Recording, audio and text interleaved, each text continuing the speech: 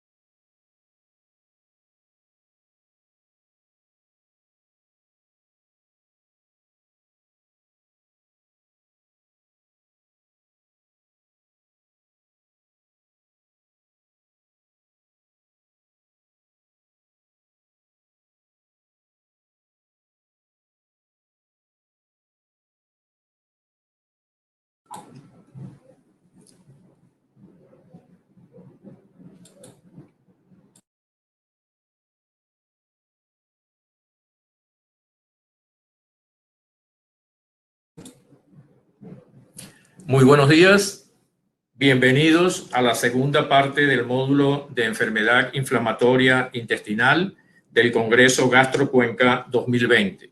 Antes de presentar las conferencias del módulo, debo felicitar al comité organizador por este gran trabajo realizado y por la invitación para moderar esta parte del Congreso.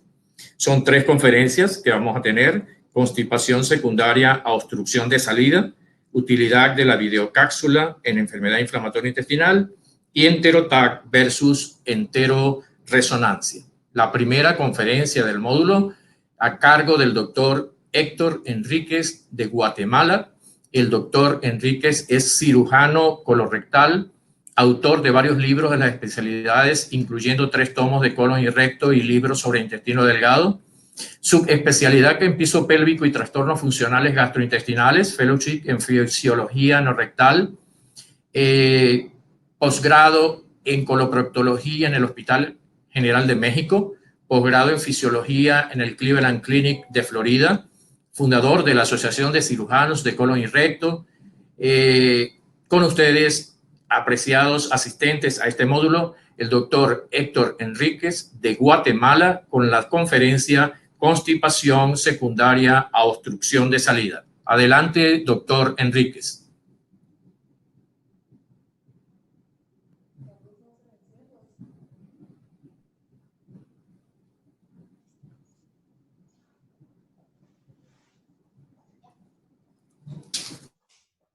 Muy buenos días.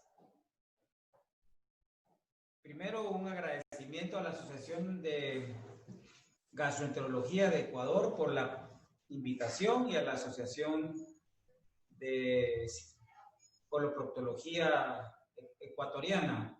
A todos los amigos, muy agradecido por la oportunidad de poder hablarles de este tema de síndrome de defecación obstruida. Primero vamos a empezar comentándoles el tema de la fase exclusiva de la defecación. Todo inicia con el proceso del deseo defecatorio y la decisión consciente de evaporar el contenido. Esto trae como consecuencia elaborar una postura conveniente y de realizar un esfuerzo defecatorio con la contracción de los músculos abdominales y del diafragma con una glotis cerrada, con el objetivo de aumentar la presión abdominal y consecuentemente rectal. Es importante, cuando estamos hablando de la defecación obstruida, iniciar con los conceptos de fisiología, que es lo que estamos iniciando en este momento. O sea que a la larga el grado del esfuerzo defecatorio va a depender de la consistencia de las heces, de la relajación del piso pélvico y la apertura del conducto anal.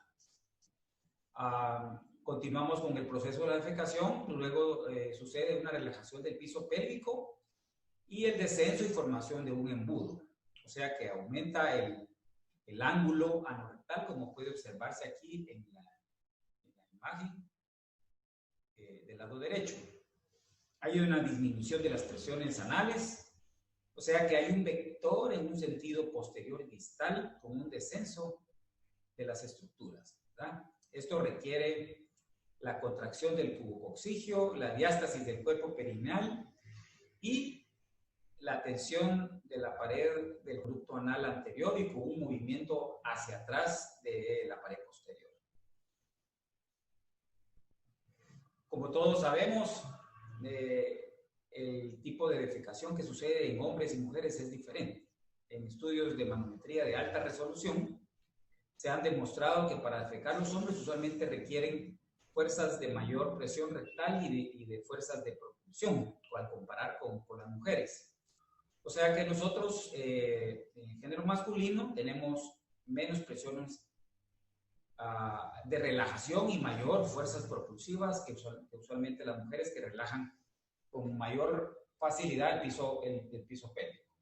Cuando hablamos de estreñimiento crónico funcional, que es algo que se mira muy frecuente en gastroenterología y coloproctología, hablamos usualmente de tres entidades: el estreñimiento de tránsito lento, que puede existir con o sin megacolon, o asociado a un desorden de la motilidad difusa, o lo que nos toca el día de hoy hablar del síndrome de obstrucción del tracto de salida, que así a grosso modo puede dividirse en funcional y o anatómico, ¿verdad? La combinación de ambos, que sería la tercera posibilidad, es común. Y el cuarto sería el síndrome de estreñimiento, síndrome intestino irritable con variedad de estreñimiento, ¿verdad? En el proceso de análisis y estudio de estos pacientes comenzamos con un buen examen físico, un examen proctológico completo, y buscamos encontrar las banderías rojas, como siempre, los signos y síntomas de alarma clásicos de los estudios de la Fundación Roma, donde puede uno identificar alteraciones estructurales para descartar causas específicas. En el caso sería cáncer, enfermedad inflamatoria intestinal, o causas propiamente estrecheces que puedan ocasionar los síntomas de estreñimiento crónico.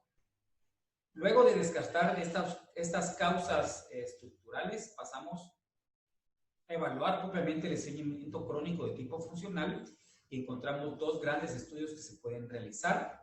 Uno sería el tránsito colónico y el estudio fisiológico anorrectal, que es lo que usualmente más realizamos en estos casos, ¿verdad?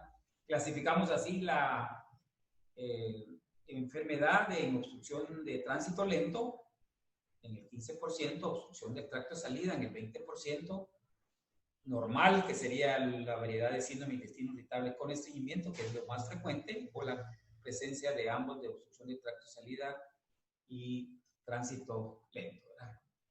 A veces en este tema existe un poco de controversia cuando hablamos de los desórdenes defecatorios, que pueden ser anatómicos y o funcionales.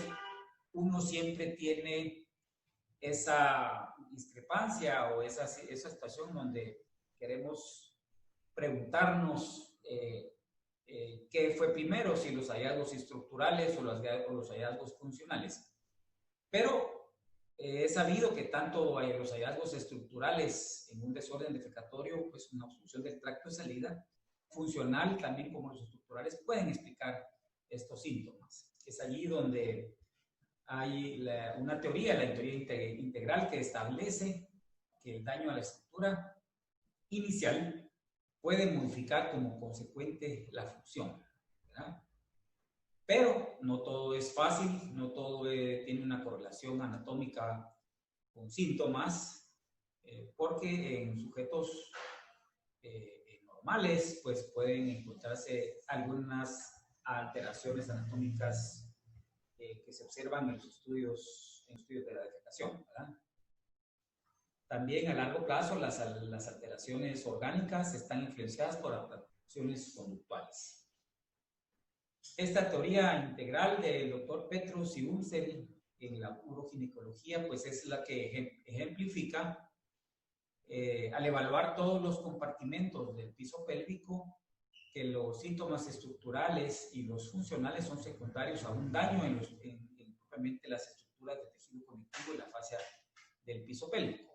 O sea que este tipo de alteración pues, puede traer consecuentemente la presencia de síntomas, ya sea incontinencia, trastornos de vaciamiento o dolor a largo plazo.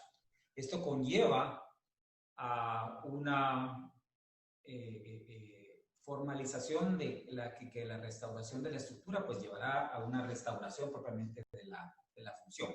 Ahí observamos en esta analogía que de la biodinámica del piso pélvico, al comparar todos los compartimentos, pues en realidad esta es la analogía que se establece con un puente suspendido. Pues el suelo pélvico está formado en un gran porcentaje, en el 70% por tejido conectivo, 30% por musculatura, que pueden ser la mayoría de tipo 1, tónicas o de resistencia, y tipo 2 de contracción rápida en el menor porcentaje.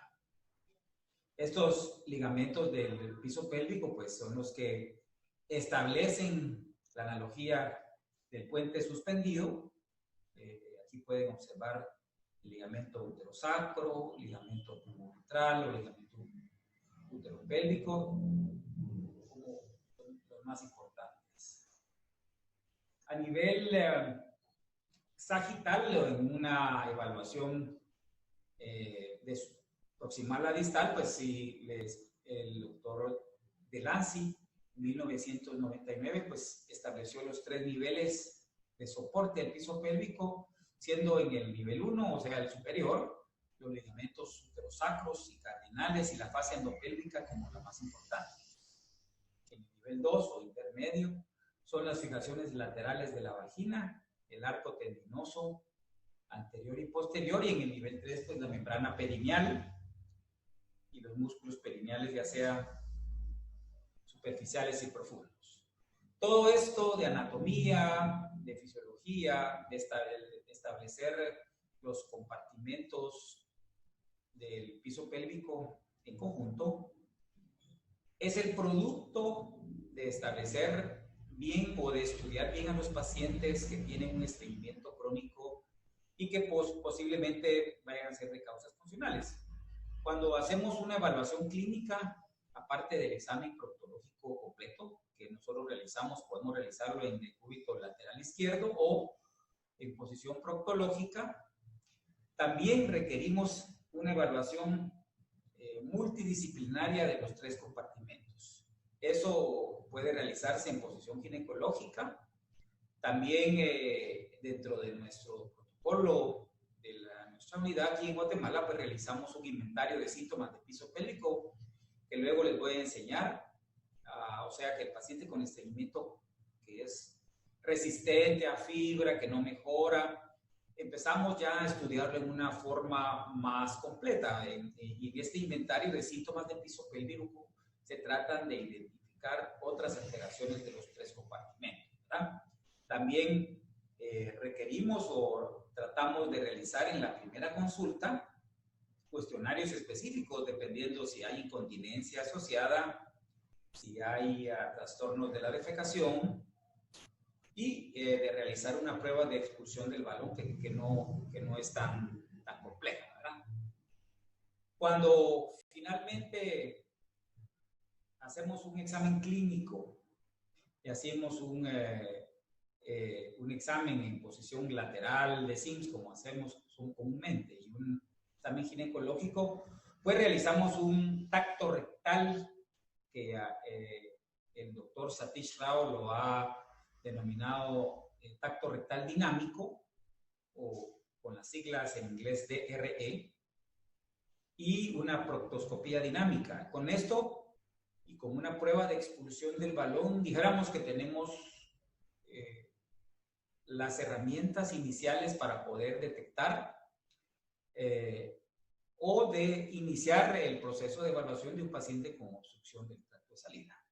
Luego de allí, recomendamos de complementar con una manometría no rectal o un estudio fisiológico, que en nuestro caso incluimos siempre en la evaluación una electromiografía de superficie con sensores que van dentro del conducto anal y perianales para descartar propiamente causas funcionales como la disinergia defecatoria, que es el anismo, o causas anatómicas, especialmente con una defecografía. Entonces, Al estudiar a los pacientes así, con la defecografía, que usualmente en la actualidad estamos utilizando la defecorresonancia, pues podemos evaluar apropiadamente los otros compartimentos. Para hacer el diagnóstico ya de obstrucción del tracto de salida de tipo anatómico, en cuyo caso estaremos descartando la presencia de un enterocele, una invaginación rectal o rectoanal, que ya sería un prolapso rectal interno mal dicho, o un rectocele o un síndrome de descenso perineal. En el caso sería un piso pélvico hipermóvil, ¿verdad? Todo en realidad con el tema de obstrucción del tracto de salida de tipo funcional comenzó en 1985 con el doctor Preston y Leonard Jones, que fueron los primeros que acuñaron el término anismo para explicar una analogía similar al vaginismo. En el consenso de Roma, en los diferentes consensos que han habido, se prefiere utilizar el término defecación disinérgica o disinergia del piso pélvico. Pero sí sabemos a largo plazo en todos estos estudios que modifican las actividades sociales, las actividades laborales, sexuales y las relaciones interfamiliares en un gran porcentaje, ¿verdad? Para satisfacer los criterios de desórdenes defecatorios funcionales, primero tienen que establecerse los criterios clásicos de estreñimiento funcional y cumplir 2 de 3 de los siguientes criterios de problema de defecación, incluyendo pruebas diagnósticas que pueden incluir estudios de fisiología con las pruebas de expulsión del balón o estudios de imagen, una contracción inapropiada de los músculos del piso pélvico en menos del 20%, una relajación inapropiada, menos del 20%, que puede realizarse con una manometría, con una electromiografía de superficie o con un estudio de imagen. O sea que aquí vamos a evaluar si el problema es de propulsión, que el paciente no puja apropiadamente o no relaja los músculos del piso pélvico, o en sus diferentes combinaciones, ¿verdad? Estos criterios, según los criterios de Roma, deben estar presentes por lo menos 3 días al mes en los últimos 3 meses, que sería un término de hablar de actividad, y de una cronicidad de 6 meses de previo al diagnóstico, ¿verdad? Aquí están los criterios ejemplificados, es de la presencia de síntomas de estreñimiento crónico, que ya todos sabemos, el esfuerzo excesivo, las heces de consistencia dura, Bristol 1 y 2, la sensación de evacuación incompleta o de un bloqueo, la necesidad de maniobras manuales para la defecación, o cuando se tienen menos de 3 deposiciones en la semana, menos de 3 defecaciones en la semana. Idealmente no tienen que existir heces líquidas y no usar laxantes. Tampoco deben de existir criterios de diagnóstico de síndrome de intestino irritable. Se considera que estos desórdenes defecatorios funcionales se adquieren después de que se ha tenido un adiestramiento defecatorio de la niñez. Sin embargo, hemos visto estos casos postoperatorios, también después de operaciones, histerectomías, después de algún tipo de estrés o trauma, pero no deben confundirse con una inhibición voluntaria de la defecación. En realidad no existe una etiología específica, pero sí sabemos que la ansiedad y el estrés contribuyen al desarrollo de este tipo de diagnóstico de defecación sinérgica, ¿verdad? Aquí tenemos un cuestionario que usamos, es el cuestionario que usamos personalmente de inventario de síntomas del piso pélvico, que yo les recomiendo que lo utilicen porque tiene la escala de Bristol, la escala del dolor, con muchos pacientes presentan dolor. Acá arriba, usualmente este tipo de cuestionario es realizado por un asistente, que es una enfermera ya capacitada en desórdenes del piso pélvico, donde miramos los trastornos urinarios, los síntomas anorrectales, algún tipo de escala. Si tiene asociado incontinencia fecal, usamos el índice de Wexner. Si tiene estreñimiento crónico, usamos el puntaje de Kess y la escala de Bristol, como está acá. Acá abajo tenemos un rubro donde evaluamos el impacto y la frecuencia que ha tenido esta entidad, ya sea desde el punto de vista psicológico, económico, social, laboral, sexual, etcétera, ¿verdad? También incluimos en este inventario el prolapso de órganos o de órganos propiamente ginecológicos, porque son entidades muy frecuentes y la presencia de dolor, ¿verdad? Cuando hablamos de estreñimiento, creo que el que mejor cuestionario se aplica rápido, efectivo, es el puntaje de Kess, que distingue los pacientes normales con un estreñimiento crónico con un 96% de sensibilidad, que va de 0 a 40 con un corte mayor de 10. Pacientes que tienen arriba de 10, pues se identifica con muy alta sensibilidad, obstrucción del tracto de salida, ¿verdad? Entonces, siempre que analizamos nosotros los pacientes con estreñimiento crónico, incluimos al uroginecólogo dentro de la evaluación, porque tenemos que tener una evaluación del compartimento de la zona media y la zona anterior, para poder tener un enfoque multidisciplinario. El otro tema importante que hacemos acá es, a veces el puntaje de Kess es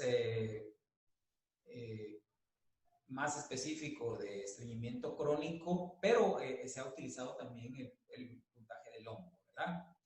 La prueba de expulsión del balón, que yo les recomiendo que lo realicen en clínica, es algo procedimiento sencillo. Se utilizan 50 centímetros de agua y se le toma el tiempo para defecar al paciente. Ahí la enfermera específicamente coloca el balón y lo llena y toma el tiempo de ejecución. Menos de 90 segundos debiera ser lo normal. Una prueba normal pues ya nos insta a tratar de hacer más exámenes, y aquí es donde el grupo de la Sociedad Americana de Colon y Recto pues ha realizado ciertas guías donde confirma que los estudios de fisiología no rectal y de tránsito colónico continúan ayudando en un gran porcentaje a los pacientes que tienen un estreñimiento refractario, ¿verdad? Con un grado de evidencia fuerte, recomendación fuerte, aunque sean estudios de calidad baja, 1-0. También los estudios de defecación dinámica en sus diferentes posibilidades, que puede ser una defecorresonancia o un ultrasonido transperineal, pues pueden ser de utilidad para evaluar trastornos propiamente anatómicos. Entonces, siguiendo con el tema, nos topamos con varios de estos exámenes y tenemos que hacer una correlación clínica.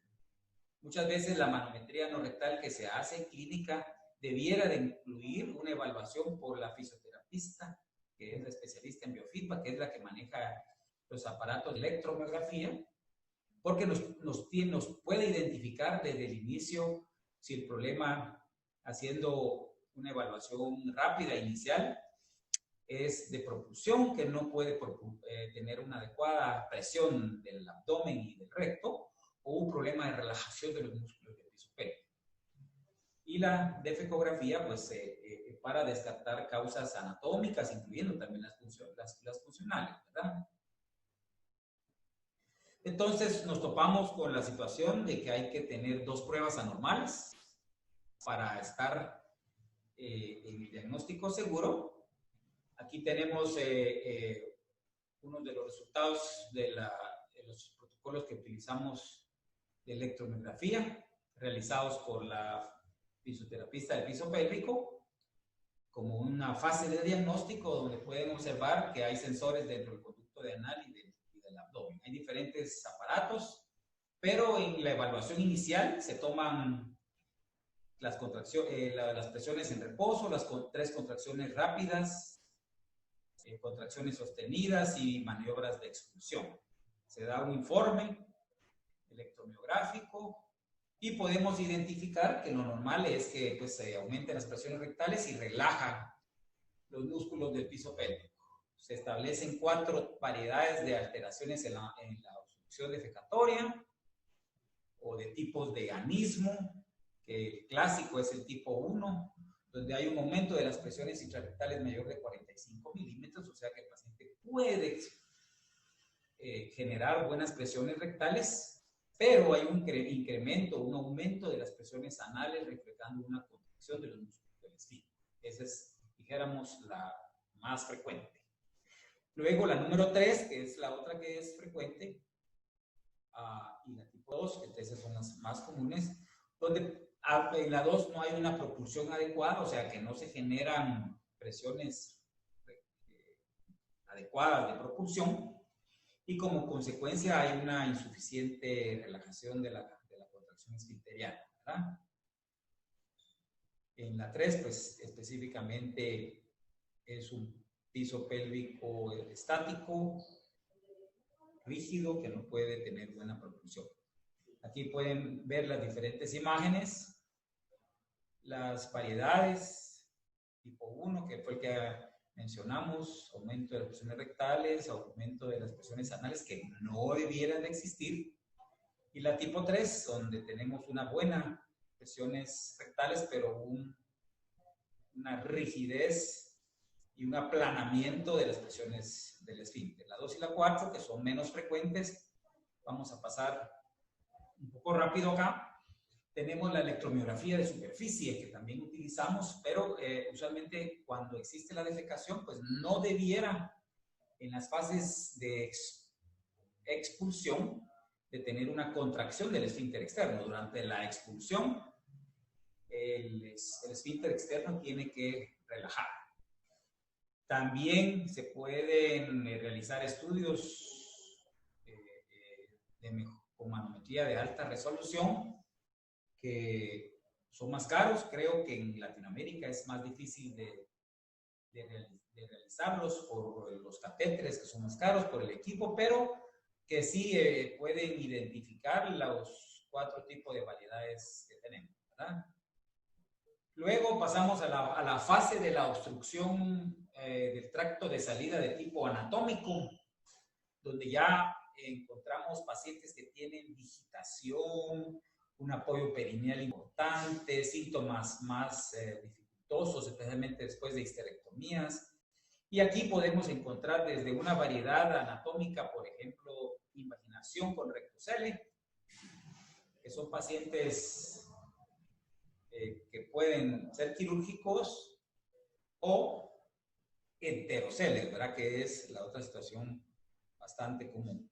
Este protocolo cabal diferencia las causas funcionales, que usualmente se resuelven con rehabilitación del piso pélvico, con biofeedback, y las causas anatómicas, que pueden subdividirse en 2 grandes grupos. Importante aquí mencionar que hay pacientes que tienen relajación exagerada y descenso prolongado de los compartimentos del piso pélvico posterior. Ahí encontramos el enterocele, la invaginación rectal que progresa a prolapso rectal o la ocomucia rectal solitaria, o pacientes que tienen piso pélvico hipertónico, que son comunes, pacientes que tienen dolor, que tienen rigidez en los músculos de piso pélvico, y también pueden encontrarse obstrucciones del tracto de salida. Ahora, aquí diferenciamos 2 entidades,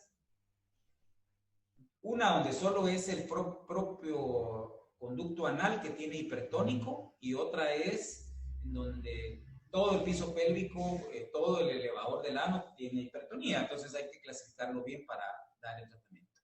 La defecografía ha tenido una evolución desde su inicio. Nosotros comenzamos haciendo los estudios con esta cómoda que era radiolucente, y con este tipo de pistolas especiales con las cuales se podía introducir en medio, que mezclaba gel con puré de papa y hacíamos la consistencia de las heces, hasta en la actualidad, donde hemos mejorado ya haciendo estudios de defecografía Esta es de la clásica, pero en la actualidad, pues la de fecorresonancia, pues aunque es más cara, ya sea en su variedad, en una posición sentada, que es más difícil, o una de configuración abierta, que es lo más común, pues evidencian una correlación excelente y una evaluación de todos los órganos de los 3 compartimentos, ¿verdad?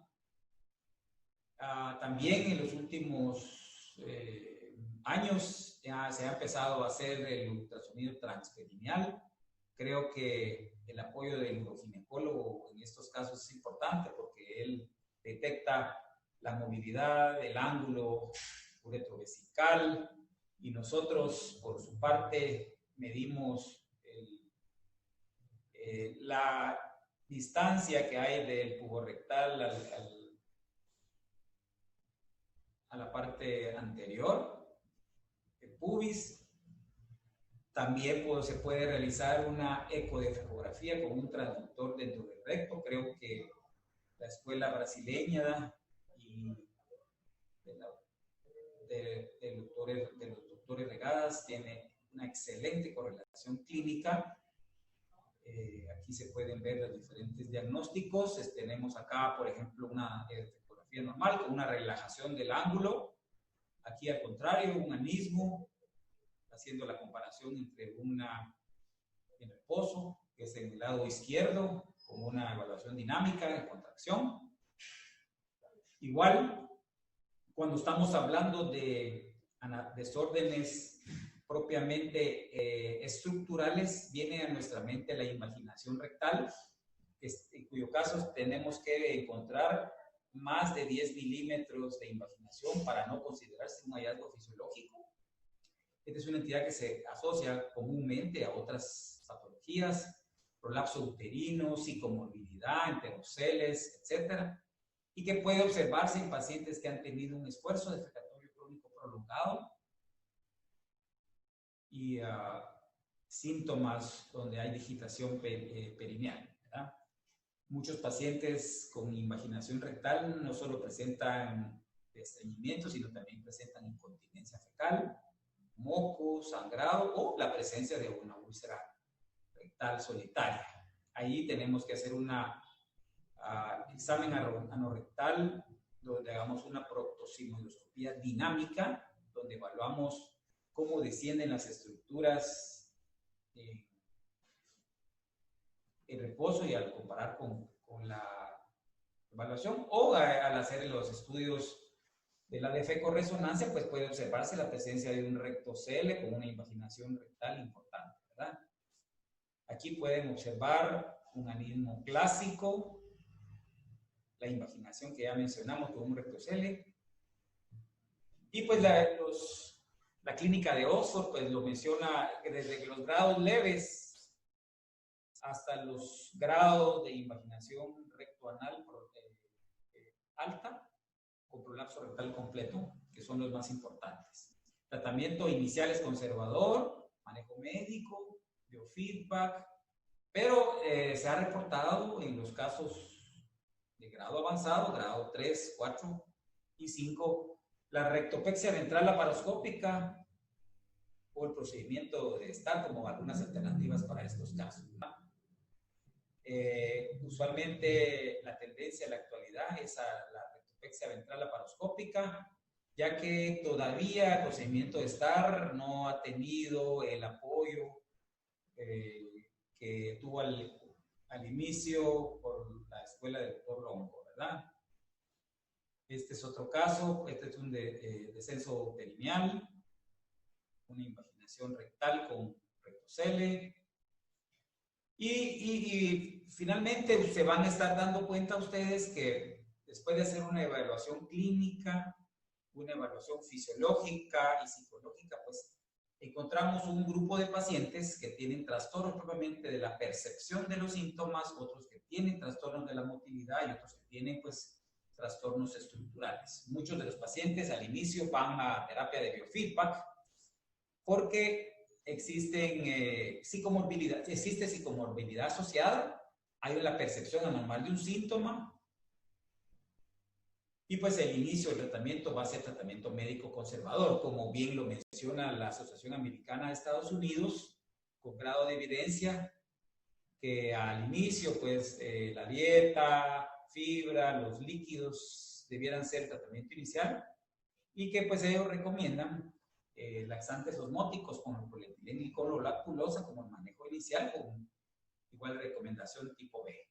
Nosotros, en la fase inicial, todos los pacientes requieren modificación del hábito intestinal, reasegurarles, o como lo mencionamos, plan educacional para disminuir el miedo, que no tengan miedo al cáncer, que no hay cáncer, evaluar todo el tipo de creencias, condiciones que el paciente retiene respecto al hábito intestinal, cambiar los alimentos, las formas de defecación, omitir algunos medicamentos que estrillen si es posible, tratar la psicomotilidad, aumentar la ingesta de líquidos, el ejercicio. Llevamos un diario gastrointestinal. Tratamos de iniciar con agentes formadores del bolo fecal y los laxantes que mencionamos osmóticos. Algunos pacientes pues, van a requerir enemas, supositorios, etc.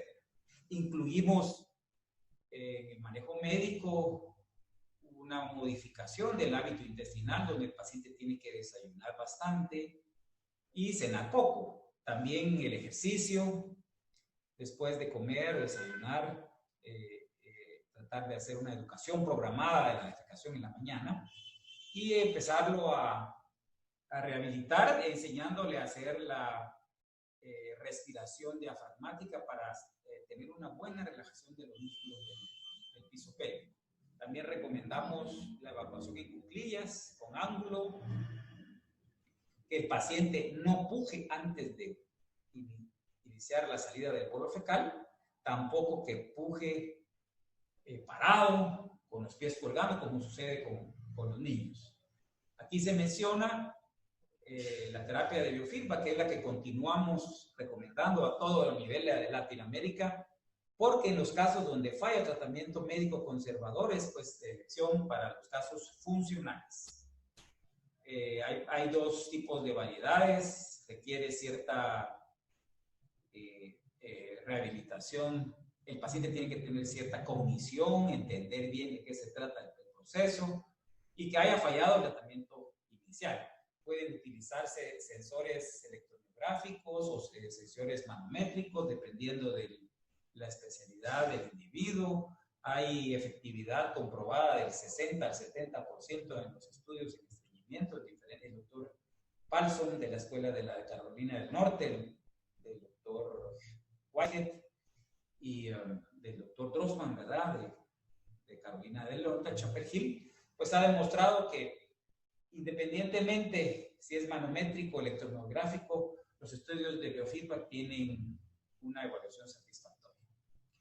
Cuando hablamos de obstrucción del tracto de salida propiamente anatómico, viene a la mente descartar que coexista estreñimiento de tipo de tránsito lento. Por eso es que al inicio incluimos dentro de la evaluación un estudio de tránsito colónico con los marcadores para descartar la presencia de inercia colónica, porque en estos casos pues el manejo es diferente. De lo contrario, entonces establecemos si es un rectocele, el manejo del rectocele, si es un prolapso rectal interno, el manejo del prolapso rectal, o si es una invaginación rectal, una rectopexia ventral laparoscópica, si existe incontinencia fecal asociada o síntomas persistentes, y o la presencia o la realización de otros estudios como el STAR. Aquí pueden ver la rectopexia ventral laparoscópica, algunas imágenes, cómo se coloca. Es uno de los procedimientos que la Escuela Europea, especialmente el doctor Dajore, ha mencionado desde el 2004 con excelente evolución. Existen algunas modificaciones de la técnica, hasta dónde llegar al fondo. Recordarles la presencia de enterocele, que es común, que puede corregirse también con una rectopexia ventral laparoscópica.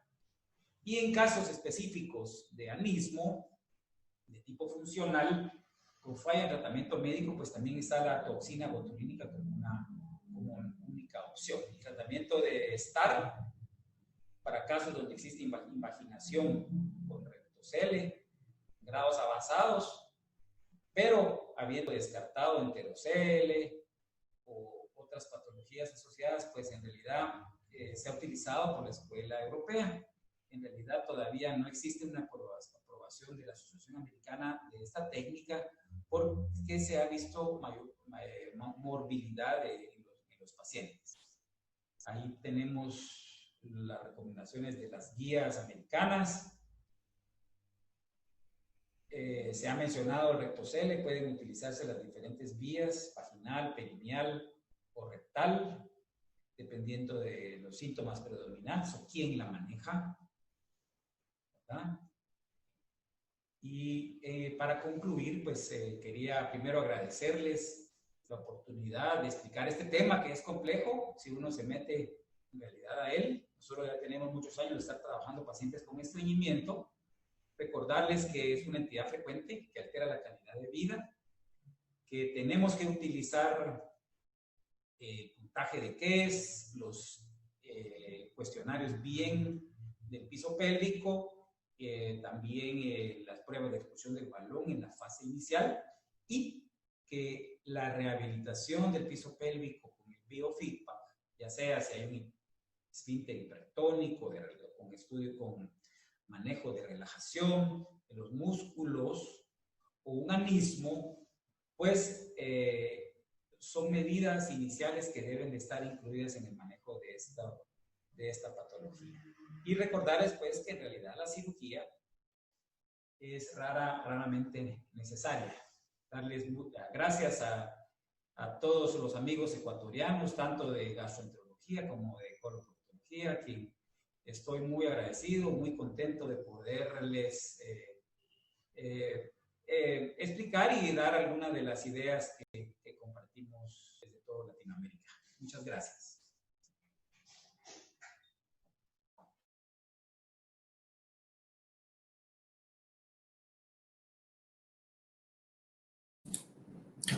Muchísimas gracias, doctor Enrique, por tan valiosa información. Y ahora continuamos con la doctora Hanna Pitanga y la conferencia Utilidad de videocápsula endoscópica en enfermedad inflamatoria intestinal. La doctora Pitanga tiene formación especializada en hepatogastroenterología en la Universidad de Lyon, en el Hospital de Francia, diploma universitario en motilidad y pruebas funcionales digestivas en la Universidad de Lyon en Francia también. Es miembro de la Sociedad Americana de Endoscopia Digestiva, miembro de la Sociedad Ecuatoriana de Gastroenterología y miembro de la Sociedad Americana de Neurogastroenterología y Motilidad. Con ustedes, la doctora Hanna Pitanga. Hola, buenas tardes. Hola, buenas tardes. Muchísimas gracias a la Sociedad Ecuatoriana de Gastroenterología por invitarme. Un estar aquí con ustedes. Es una pena que no puedo estar de manera presencial, ¿no? En esa linda ciudad de Cuenca. Pero bueno, entonces hoy día me toca hablar un poquito sobre el papel de la cápsula endoscópica en la enfermedad inflamatoria intestinal.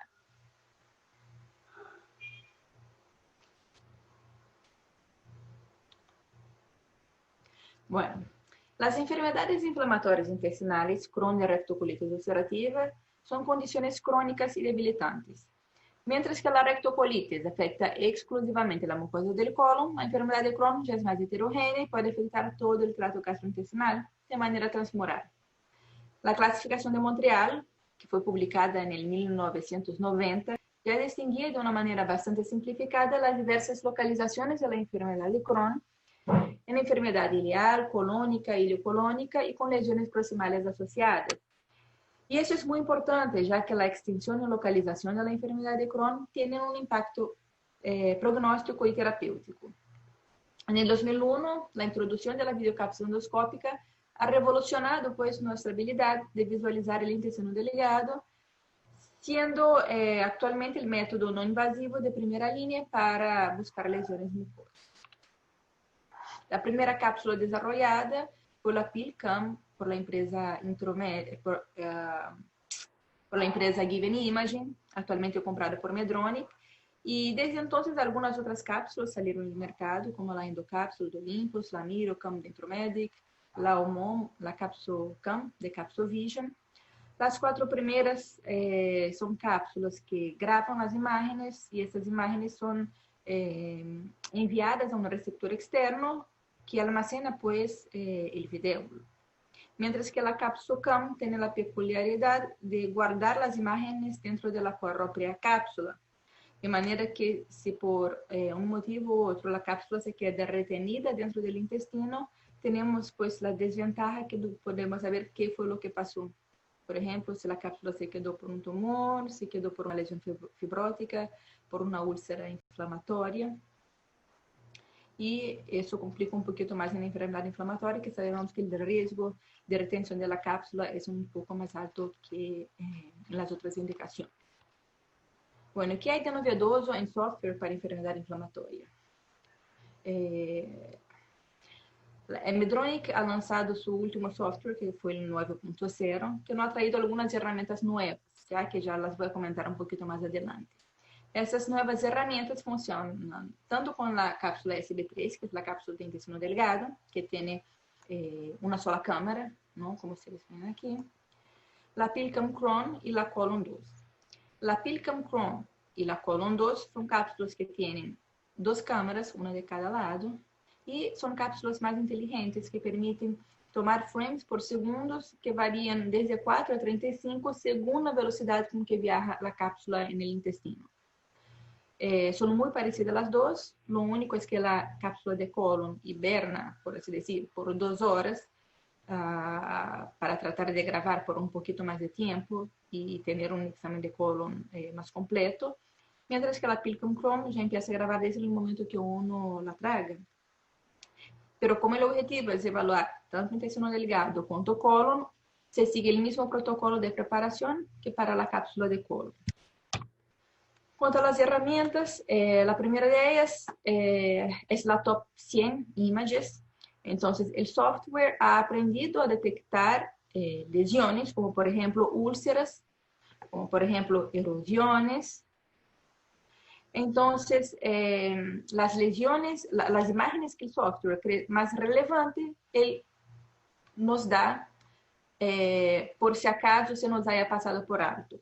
Eso de ninguna manera reemplaza la lectura del examen por el médico, ¿no?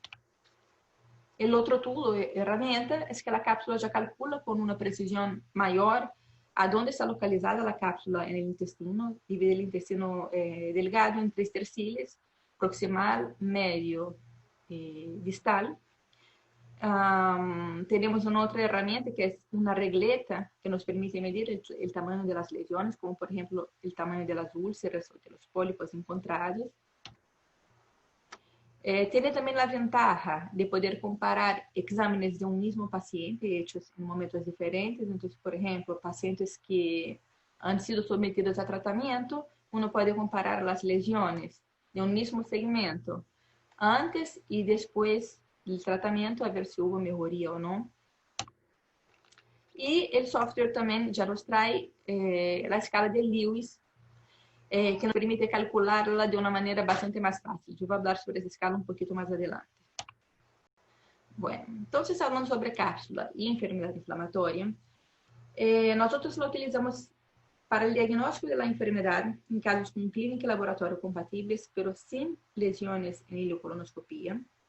Nos sirve también para evaluar la extensión y la localización de la enfermedad de Crohn, el monitoreo de la actividad inflamatoria en pacientes que ya tengan el diagnóstico establecido, detectar complicaciones como sangrados, neoplasias, evaluar respuesta al tratamiento farmacológico, recurrencia post-resección quirúrgica. En pacientes con enfermedad inflamatoria no clasificada, la cápsula nos ayuda a reclasificar pacientes como portadores de enfermedad de Crohn. Y últimamente se ha hablado bastante en el monitoreo de la actividad inflamatoria en pacientes con colitis ulcerativa a través de la cápsula colónica.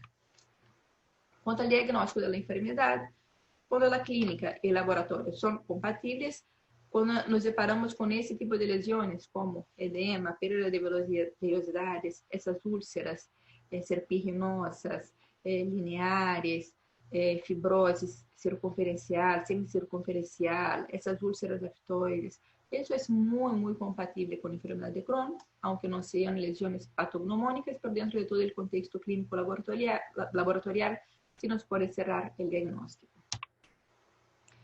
Bueno, para evaluar la extensión y la localización de la enfermedad, la cápsula es bastante importante, ya que actualmente el objetivo ideal de tratamiento no es solo la remisión clínica, pero también la remisión endoscópica.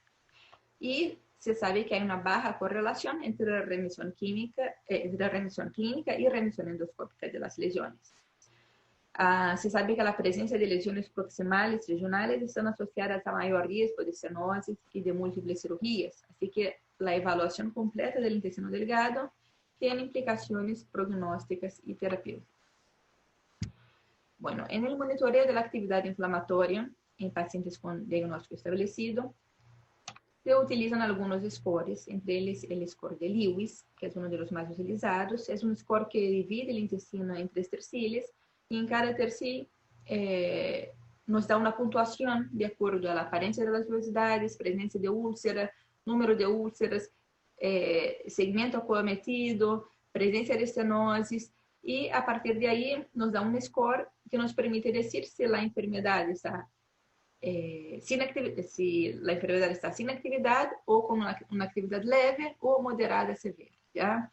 Es un score que tiene una variación importante interobservador, es un poco subjetivo realmente, pero es el score que es más utilizado sobre todo en un mismo paciente cuando uno evalúa el antes y el después del tratamiento y también en protocolos de investigación.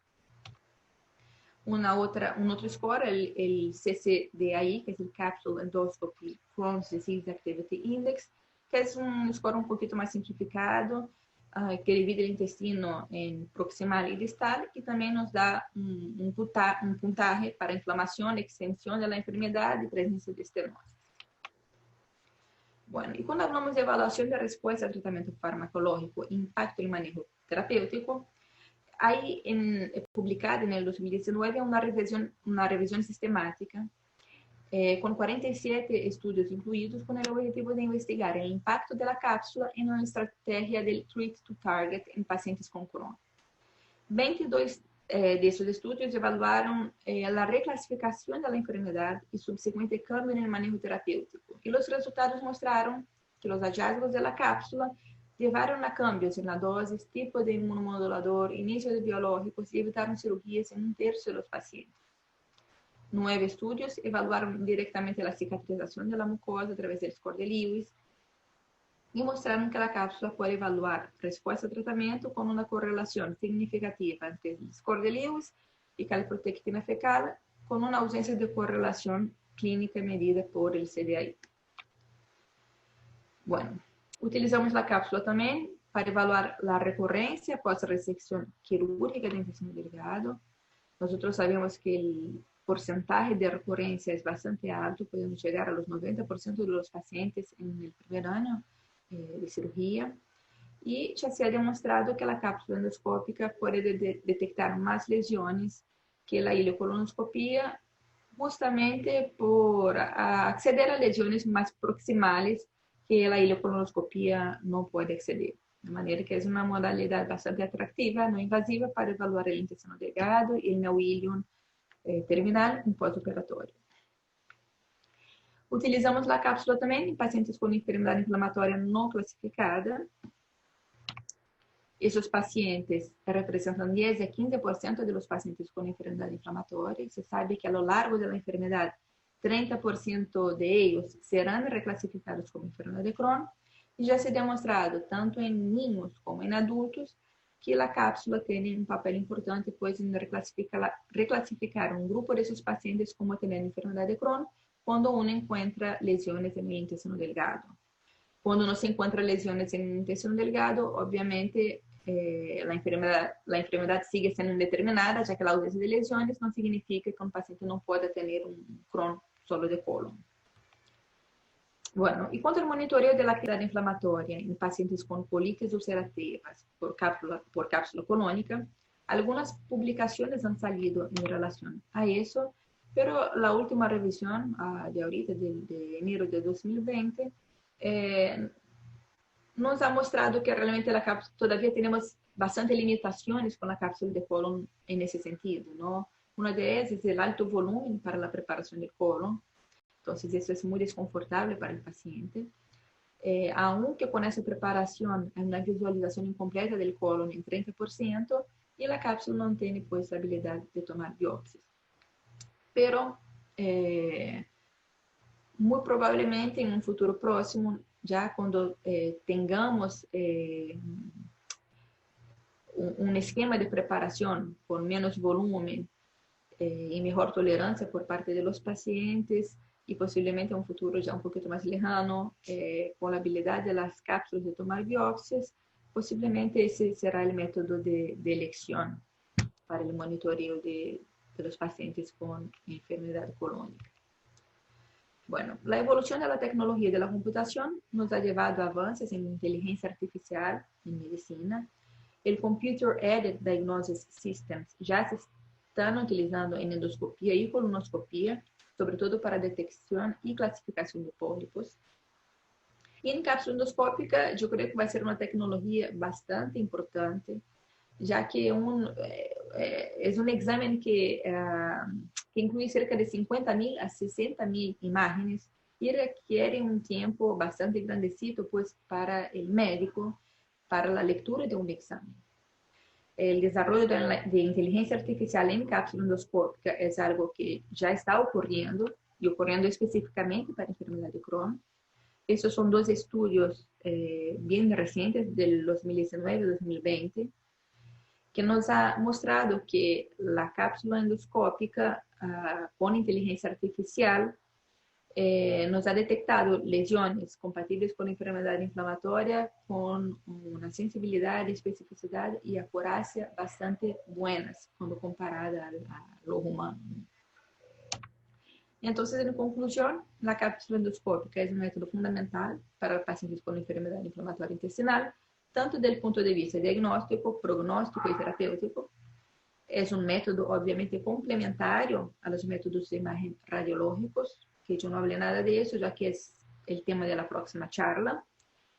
En mi opinión, debe ser utilizado cuantas veces sea necesario, obviamente excepto en aquellos pacientes con sospecha de estenosis, en que el riesgo de retención de la cápsula sea alto. Para el futuro próximo, esperamos softwares que nos permitan, a través de inteligencia artificial, detectar lesiones y clasificar la severidad de la enfermedad por scores más objetivos de los que tenemos actualmente y que disminuyan el tiempo de lectura de los exámenes. En nuestras expectativas, un poquito más lejanas, esperamos tener una cápsula inteligente con habilidad de tomar biopsias, posiblemente con una tecnología confocal acoplada, que permita no solo confirmar la enfermedad, como rastrear displasia en pacientes con enfermedad colónica de larga duración. Muchas gracias. Y bueno, voy a estar para cualquier duda o preguntas.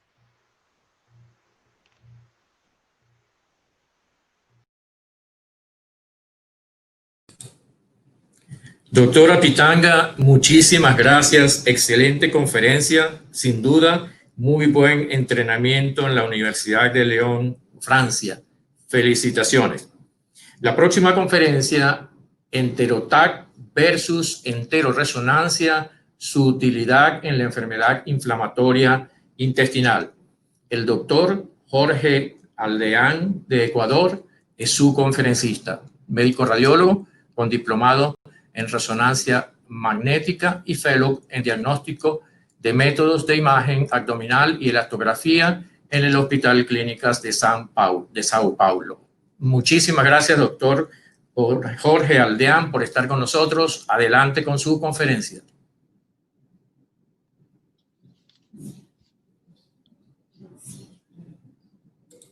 Muy buenos días. Para mí es un gusto igualmente acompañarles con otro de los temas trascendentales de la enfermedad inflamatoria intestinal, como es la enterotomografía o la enteroresonancia. En este caso, la llamada enterotomografía, tenemos mucha experiencia con esta y también con la resonancia, pero voy a dar los datos puntuales de acuerdo a lo que hemos trabajado y la experiencia tan grande que tenemos trabajando con nuestro enterólogo que hace enfermedad inflamatoria intestinal en nuestro hospital, con Santiago. Aquí le mando de por sí un grande abrazo y espero que se encuentre muy bien. El doctor Benítez, muchísimas gracias y vamos a empezar. No tengo conflictos de interés en esta conferencia. Vamos a detallar un poco sobre las generalidades de la enfermedad inflamatoria intestinal, los protocolos que se manejaban en forma habitual, los protocolos actuales con baja dosis en tomografía, ¿sí? Los niveles de evidencia de la enterotomografía versus la enteroresonancia, protocolos con con dual energy que se ocupan mucho con los tomógrafos que se tiene ahora, ventajas, sus limitaciones, sus indicaciones y la experiencia del método como resumen. Realmente este método no es nuevo. Muchos radiólogos tienen tienen a veces mucho miedo a administrar fármacos a algunos pacientes, como por ejemplo la buscapina, o al no dar contraste yodado o contraste varitado para ver las asas intestinales. Nosotros instauramos en nuestro hospital la utilidad del manitol, que es una sustancia muy segura, muy buena para poder llenar el intestino, el líquido del intestino, inocua, que tiene sus efectos adversos leves a 24 a 48 horas, de acuerdo a la experiencia que lo hemos visto. Este método ya fue descrito hace 20 años, generalmente en las principales publicaciones de radiología. Las anormalidades del intestino delgado generalmente se ven mucho más detalladas por una enterotomografía o una enteroresonancia en comparación a las tomografías habituales, que se realizan en rutina. Y también los tumores se pueden ver de mejor manera. La administración de grandes de volumen, o cantidades de volúmenes, como les decía, 900 a 2000 ml, de material de contraste entérico neutro, o en algunos casos también lo llaman algunos negativo, porque el positivo generalmente es el yodado o el varitado. Yo refiero que es el mejor contraste. Lo que logramos con el manitol y con el agua, que es el contraste más económico que existe, ¿no? El agua es el mejor contraste, es como hacemos hoy día las tomografías en mi hospital, todas con agua, con 1 litro a 1,5 litros. Y en algunos casos, cuando tratamos bien detallando enfermedad inflamatoria intestinal o ciertos tumores, hacemos con contraste con manitol, además de agua, que tienen la misma característica. Son generalmente hipodensos en la tomografía y son hiperintensos en la resonancia magnética, que permiten ver muy bien la pared intestinal, tanto en la parte de sus bordes como en la parte interna como en la parte afuera. Las exploraciones en fase venosa son características para buscar patología. Dentro de la introducción tengo que decir también que se considera como la primera prueba para trastornos de enfermedad inflamatoria intestinal o trastornos del aparato digestivo. Por ejemplo, en enfermedad de Crohn nos permite de forma muy categórica diferenciar entre la estenosis intestinal activa de la fibrosante. Y esto es importante porque a la activa inflamatoria del tratamiento de la fibrosante la tengo que operar. Esto también permite visualizar todo el espesor de la pared del intestino y la participación tanto en el interior como en la parte de afuera y estadiarle la gravedad de la enfermedad, lo cual la colonoscopia a veces nos deja cortos porque solo vemos por dentro pero no vemos por fuera. De la misma manera pueden haber patologías de neoplasias intestinales, trastornos de malabsorción o patología vascular que también se pueden ver. En esto de patología vascular tengo que decir que angiodisplasias, a veces cuerpos extraños o perforaciones se pueden ver mucho mejor por la tomografía, evidentemente, y van a ser una ayuda. Estos son los protocolos que se manejaban habitualmente, un tomógrafo de 6 detectores, teníamos ayuno, teníamos la utilidad de contraste positivo, vemos de dónde a dónde barremos, la cantidad de ml que mandamos con contraste, en este caso yodado, a los minutos que se hacen los barridos y cómo íbamos dando el contraste positivo en ese tiempo. Algo que detallo es bastante el MA y el KB, porque con los protocolos actuales se disminuye mucho la dosis. Este es el protocolo habitual de General, donde que podemos ver de la misma manera el ayuno, detallo otra vez el KB, el MA, casi no diferencia mucho, ellos utilizaron glucagón. Entonces, lo que se viene en boga es que hoy se hacen las enterotomografías, pero con baja dosis de radiación, porque evidentemente hay mucho paciente que ya está debutando con enfermedad inflamatoria intestinal, no solo hay adultos, hay niños, hay que hacer seguimiento. Yo tengo que ver qué modalidad elijo, y entonces aquí vamos a dar los pros y los contras. Cuando utilicemos enterotomografía, es una recomendación de hacer enterotomografía con baja dosis. En adultos sospechosos con enfermedad de Crohn, en adultos con enfermedad de Crohn conocida con síntomas leves y estables, y en niños menores de 14 años. Es seguro, casi igual de seguro que hacer la resonancia magnética. De hecho, miren, ¿no? En algunos pacientes que yo vea que yo sí puedo tolerar, puedo hacer tranquilamente una enterotomografía. Y en algunos pacientes más pequeños yo sí desearía hacer una resonancia magnética. Evidentemente tengo que prepararle de forma adecuada para que el paciente pueda ayudarme en la resonancia magnética. De la misma forma, nosotros tenemos que recordar que la patología se manifiesta en personas mayores de 40 años.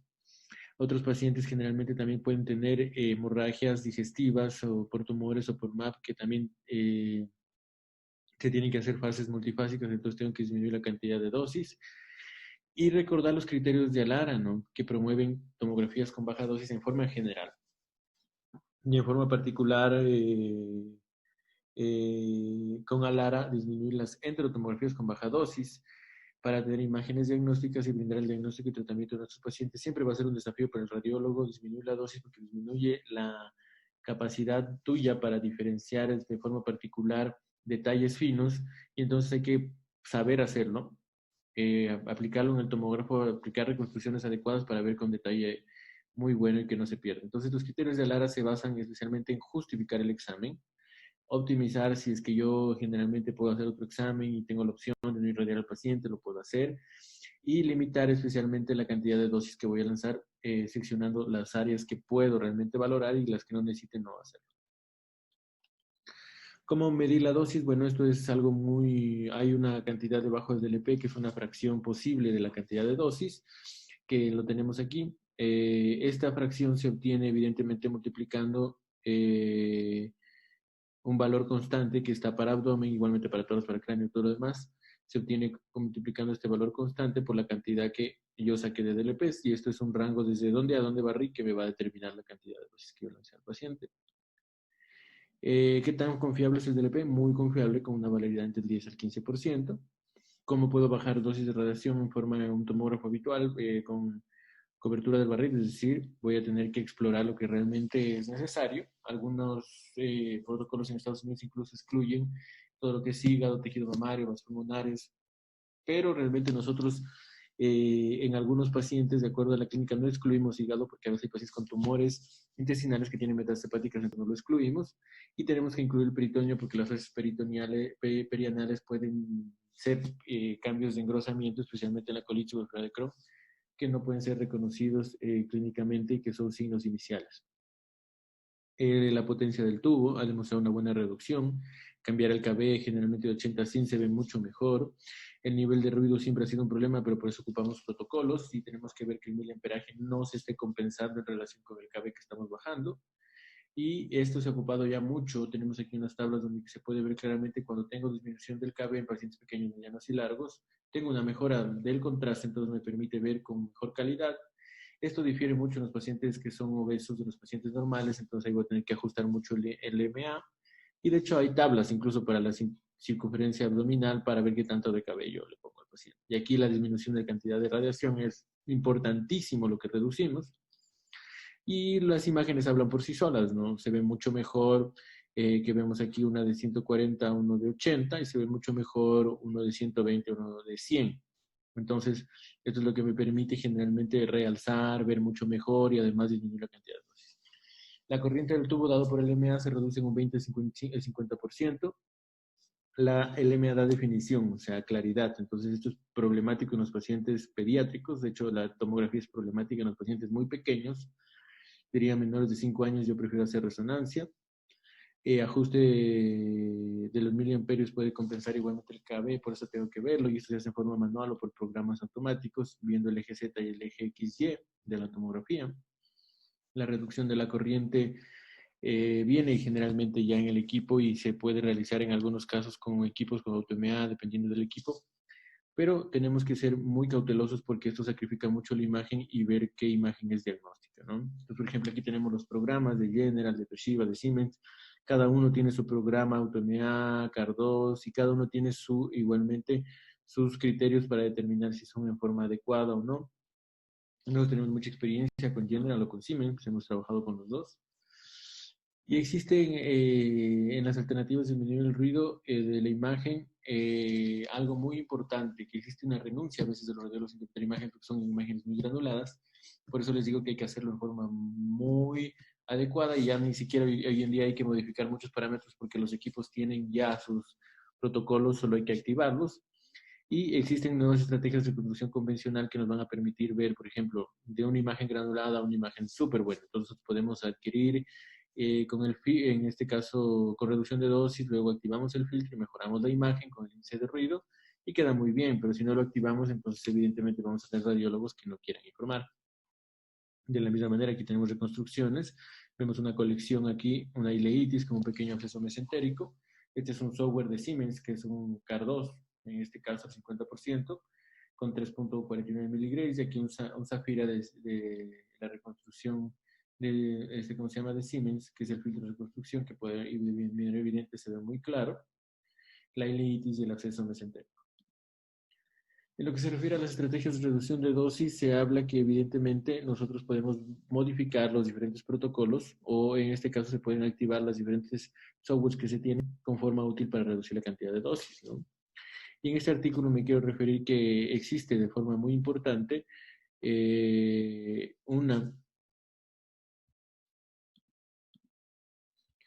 resultados de unas conclusiones para la eficacia de manera particular en la reducción de dosis por tomografía, un resultado de imágenes que son diagnósticas en forma particular y que los radiólogos no renunciaron a informar y que fueron además de eso de diagnósticas características de enfermedad inflamatoria intestinal con valores P muy confiables para poder brindar el diagnóstico a pesar de haber reducido la dosis.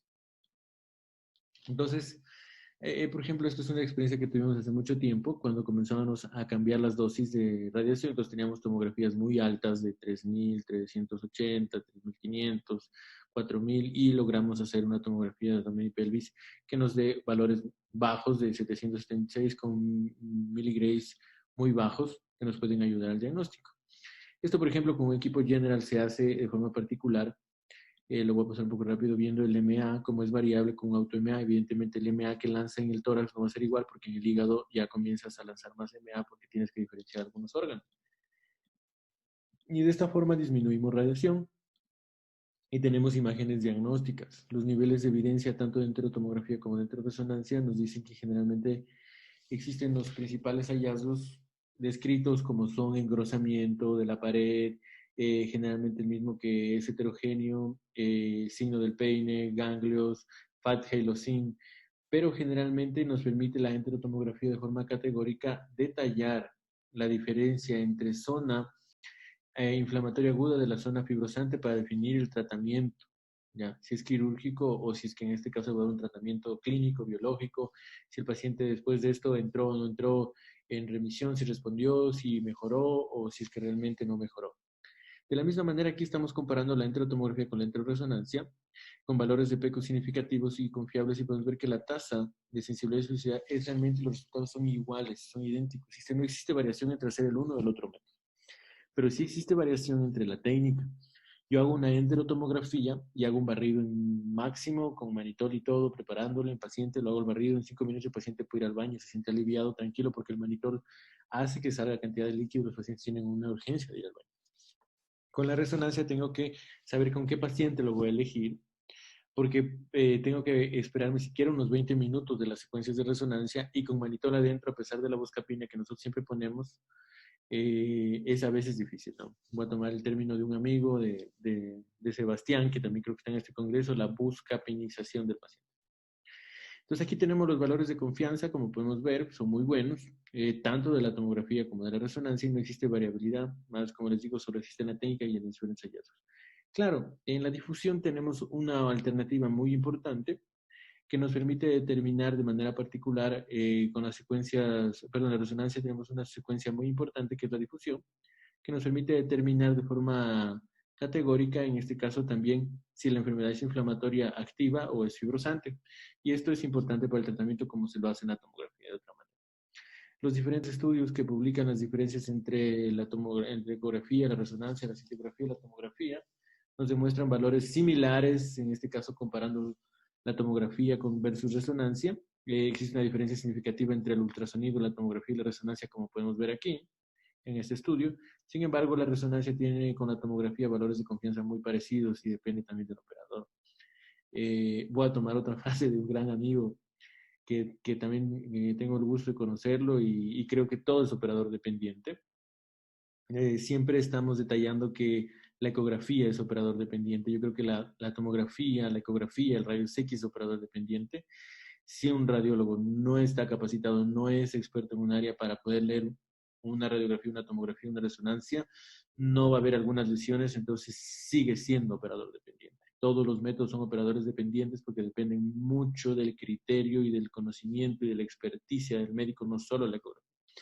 Aquí tenemos de manera particular otro artículo donde que se detalla de manera significativa los principales hallazgos que se ven en el diagnóstico y en el monitoreo de los pacientes y la utilidad de la enterotomografía en el monitoreo de los pacientes con enfermedad inflamatoria intestinal y su utilidad para ver si existió respuesta o no después de haber dado, en este caso, algún material biológico.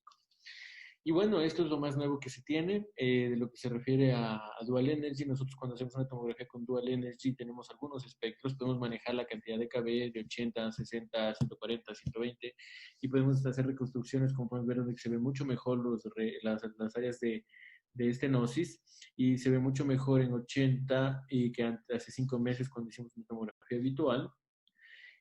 Y de la manera particular tenemos la publicación donde la utilidad de la cantidad de contraste de concentración de yodo con Dual Energy nos determina también si la enfermedad es activa o si la enfermedad es fibrosante. Y aquí tenemos la diferencia entre 40 y 180. Al hacer nosotros Dual Energy tenemos un espectro desde, como les había mencionado, de 140 hasta generalmente 60 o 80. Y podemos ver que generalmente en la parte intermedia entre 120, 100, 80 se ve mucho mejor el realce y los engrosamientos de las diferentes patologías. Y aquí están los puntos de corte, ¿no?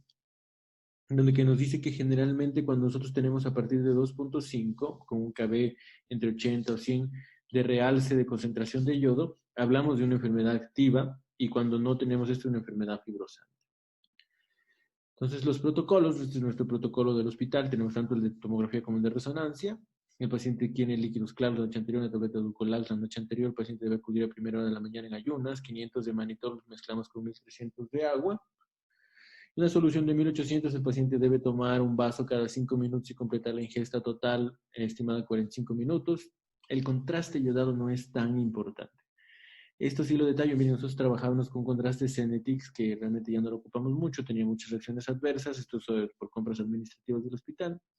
Lo que quiero detallar más es que nosotros podemos trabajar con un contraste tranquilamente, igualmente en lesiones focales que yo había hablado anteriormente, de 300. No es necesario que yo haga una tomografía con 370. Recordemos que mientras más concentración de yodo yo tenga, más probabilidad de reacciones adversas tengo. Y con 300 tú puedes hacer las fases en forma adecuada siempre y cuando tengas los tiempos adecuados. Perdón. Entonces, nosotros aquí tenemos 4 ml por segundo y en la fase para enfermedad inflamatoria intestinal solo hacemos fase venosa en 70 segundos. Cuando nos pedían por linfoma, por MAP o por otras cosas, hacíamos otras fases adicionales. La cantidad de radiación que nos estábamos lanzando, mira, 4.64 con 6.9 es realmente muy baja. Teníamos activados todos los protocolos. Y aquí tenemos los ejemplos de nuestros primeros enterotomografías cuando hacíamos combinadas, estábamos en duda, estábamos experimentando, llegamos al punto de equilibrio en varios hospitales privados y en el mismo Seguro Social. Llegamos al punto de equilibrio que hoy en día nos permite distender el estómago, el intestino delgado hasta el recto y valorar en forma adecuada con contraste negativo en una sola fase. Es algo muy importante. Vamos a ver cómo se distiende en forma adecuada. Es prácticamente como que el monitor inflara, ¿no? Y de hecho, en algunos casos provoca gran salida de cantidad de líquido y nos permite valorar todas las áreas y estructuras que nosotros hemos querido valorar en forma adecuada, la pared, la componente centérico. Solo depende de la cantidad de contraste que yo tenga que mandar, calculado por el kilo de peso y la fase que yo quiera hacer. Las ventajas del método: valorar todos los componentes de la pared intestinal, no solo la mucosa, y la resonancia sí es muy útil, pero también demora más tiempo. Entonces yo tengo que elegir a mis pacientes. Yo podría decir que los niños son los pacientes que más elijo y dependiendo de la edad, a partir de cierta edad los elijo para hacer resonancia, pues se va a ver mucho mejor con la tomografía por la diferencia de contrastes, pero hay que saber manejar las dosis de mannitol. En este caso vamos a dar la mitad, vamos a dar más distanciado para que exista menos rapidez en la actividad del mannitol y poderle tener más tiempo en el resonador al paciente. El contraste neutro es un buen contraste, identifica tumores carcinoides también, además de de patologías murales y extraintestinales, las lesiones extraintestinales como abscesos, fístulas que se ven en colitis ulcerativa de manera particular, el salto del hilo terminal, que son endoscopías negativas con histopatología de imagen positiva, otras causas de sangrado como tumores, también puede ser el complemento o reemplazo de la cápsula cuando hay un tumor grande que no permite utilizar la cápsula. Es muy útil en sangrados digestivos oscuros activos para ver posibles MAP, y las nuevas tecnologías nos permiten hacer cada vez menos fases para poder llegar a un diagnóstico. Las limitaciones que nosotros sí hemos experimentado durante este tiempo que hemos trabajado más o menos unos 4 años más o menos, son zonas de hipertensión intestinal que no son visibles en las diferentes fases, que ya les voy a indicar, cuerpos extraños que van a tener la misma densidad en todas las fases, la falta de características de llenado del yeyuno. Bueno, el Crohn yeyunal es muy raro. Nosotros no somos tan agresivos, sí que en otros lugares sí pueden ser más agresivos y colocan una sonda y llenan en manitol, introduciendo la cantidad de manitol por la sonda nasogástrica y todo, pero siendo reales, casi el Crohn yeyunal es bien raro. Entonces, ya hemos visto un Crohn yeyunal nosotros, pero es bien raro, o sea, casi no se ve, y con la distinción que nosotros tenemos es suficiente para poderlo diferenciar. Entonces, generalmente no es necesario hacer esto porque casi el yeyuno casi no se distiende muy bien, es la parte que menos se distiende, pero no queda mal, como les mostré. La enteroresonancia requiere muchas secuencias de pulso de 30 minutos, por eso hay que saber elegir. Aquí tenemos una contracción fisiológica en las diferentes fases, se puede diferenciar. Tenemos a veces hay invaginaciones también que se pueden revertir de una a otra fase por la cantidad de motilidad intestinal. Una pastilla que podemos ver aquí que no difiere versus un tumor carcinoide que realza y luego va cambiando en el tiempo. Y igualmente una invaginación acá. ¿Cómo evitamos los errores? Explicamos el beneficio al paciente de tomar la gran cantidad de líquido, lo supervisamos. Revisamos las imágenes antes de abandonar la tomografía porque puede ser necesario hacer una fase complementaria. Nos familiarizamos al principio con todos los fragmentos, pastillas más artefactuales, invaginaciones y otras cosas, y en nuestra experiencia cada vez son menos frecuentes las imágenes retardadas para poder valorar. La sospecha de enfermedad inflamatoria, ¿cuáles son las indicaciones clínicas de este método? Sospecha de enfermedad inflamatoria intestinal como Crohn, CUSI, enfermedad inflamatoria intestinal conocida como Crohn, CUSI para respuesta del tratamiento o extensión. Otras alteraciones infecciosas inflamatorias del intestino, trastornos de mala absorción como la celiaquía, es característica de la ionización del hilio. Tumores intestinales como adenocarcinoma, linfoma carcinoide o GIS, cuerpos extraños, o síndrome de Peutz-Jeghers, sangrado digestivo como MAP. Entonces aquí tenemos, por ejemplo, cómo comenzaron las primeras experiencias de cómo se describían las paredes del intestino, los engrosamientos, hasta los últimos trabajos donde que se caracterizan las lesiones en focal menos 5 centímetros, focal de 5 a 10, segmentaria de 10 a 30 o difusa, y las diferentes patologías. Recordemos que aquí vamos a tener colitis ulcerativa como difusa, o a veces como segmentaria y a veces como focal. ¿Sí? Tenemos los diferentes engrosamientos, blanco, gris, target de agua, target de grasa o generalmente gas. Nos ubicamos en el Fat Halo Zinc, que es el target de grasa. Y aquí tenemos la colitis ulcerativa, la enfermedad de Crohn, la obesidad, la quimioterapia, la celiaquía, que son las diferentes patologías que generalmente pueden ver. Entonces aquí tenemos un paciente. El paciente tiene criterios de enfermedad de Crohn con extracciones perirectales, hay hiperrefuerzo de la pared de la mucosa intestinal y del ilion terminal, con un engrosamiento categórico con Fat Halo sin obstrucción. No hay fístulas y abscesos, pero sí se puede observar eso. Entonces nosotros hemos hecho un zoom del área donde que más estaba estenosado y hemos hecho un pictograma para poder ver las diferentes capas y podemos ver claramente la obstrucción, podemos ver claramente la distensión, podemos ver de forma categórica los ganglios que se encuentran ahí, el área engrosada, y vemos que la enfermedad es una enfermedad activa, inflamatoria aguda, ¿no? De una enfermedad de Crohn. ¿Qué es lo que podemos hacer con el Dual Energy? Este es un mapa de color donde que vemos la concentración de yodo y podemos medir en el área donde esté afectada la concentración de yodo, que es 3.4. La diferenciamos de áreas donde que realmente no hay concentración de yodo, que podemos ver que es más baja. Y esto nos ayuda para determinar la concentración mayor a 2.5, determinar si la enfermedad es activa o no. Es una valoración no solo cualitativa, sino ya cuantitativa. La colitis ulcerativa, bueno, a diferencia del engrosamiento estratificado esporádico y cambiante por segmentos, la colitis ulcerativa es continua, podemos ver el engrosamiento. que es continuo de todo el colon, que especialmente afecta mayormente al colon, el Crohn afecta al ileum y al colon, entonces, y es por parches, esto es continuo, y podemos ver que generalmente existe un hiperrefuerzo, el Pangelo-Zinc. Estos pacientes suelen acompañarse en algunos casos por pólipos, y los pólipos terminan siendo malignos, entonces suelen acompañarse con mucha probabilidad de cáncer. Tenemos otro paciente de un linfoma por remisión. Este paciente tenía molestias, tenía dolor, tenía un engrosamiento a este nivel. Le hicimos una enterotomografía, se veía el engrosamiento, lo medimos, le vimos la captación que estaba alterada y era aparentemente un linfoma en remisión. Le tuvieron que dar tratamiento nuevamente y mejoró muchísimo porque había sido diagnosticado hace un tiempo de linfoma intestinal. Ahora lo biopsiaron nuevamente, las adenomegalos estaban aquí y vieron que igualmente se había activado la enfermedad junto con la enterotomografía y le dieron un nuevo ciclo al paciente y está mucho mejor. Los criterios de enfermedad celíaca podemos ver claramente que nosotros habíamos visto que el yeyuno siempre se veía con los pliegues más gruesos y lo mismo lo vamos a ver pero en el ilium, se llama yeyunización del ilium y es categórico de enfermedad celíaca como característica de la enterotomografía y de la enteroresonancia como un síndrome de mala absorción. Esos son los hallazgos que podemos ver. Aquí tenemos una colopatía de hipertensión portal, algo que también describimos hace un tiempo atrás. Los hallazgos que no son tumorales, no son infecciosos, sino son vasculares de un paciente cirrótico, con un vaso grande, con hipertensión portal muy marcada, con gastropatía, con enteropatía de la hipertensión portal, y él tenía un engrosamiento importante del colon descendente y del sigma con un halo de agua, lo cual es característico de la colopatía. A la paciente se le hizo una colonoscopia, se le biopsió, fue negativa y se pudo categorizar esto. Hemos visto algunos pacientes que tienen problemas de hipertensión portal y que tienen este tipo de una colitis infecciosa, que también tiene un halo de agua, pero el contexto clínico es diferente.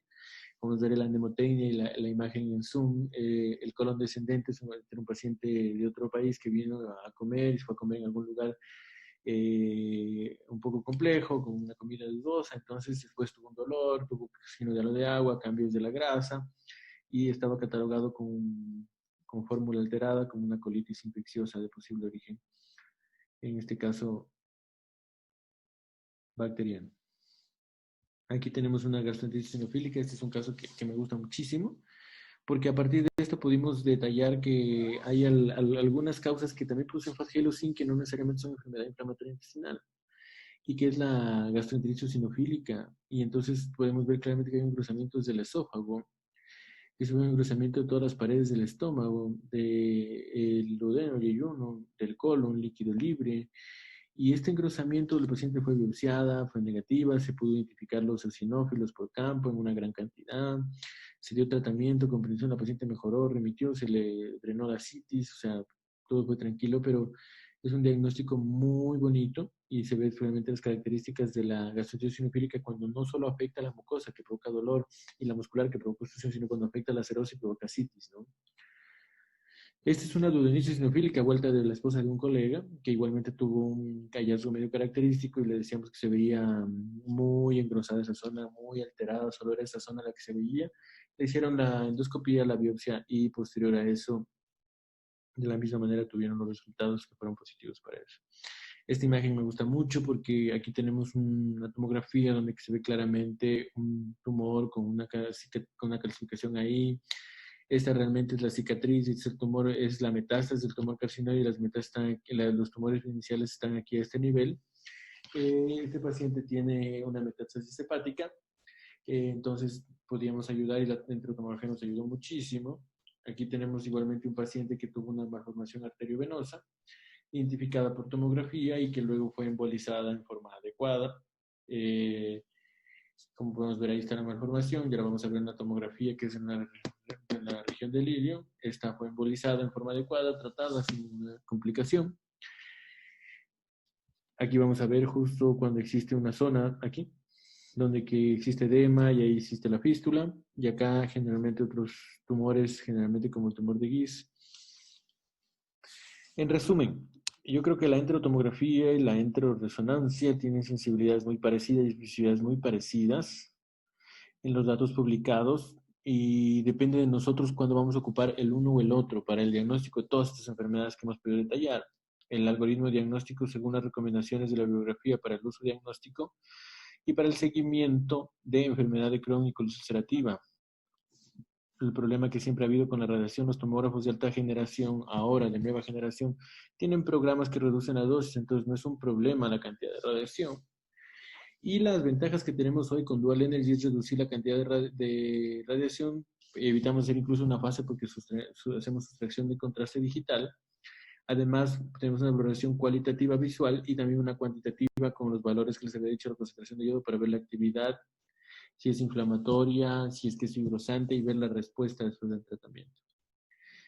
Eso es todo. Yo quiero agradecerles muchísimo por la invitación. Espero que todo esto que yo he hablado les ayude muchísimo, y estamos prestos para sus respuestas, para sus preguntas, y responder en forma amplia y clara a todas las dudas que ustedes tengan. Gracias.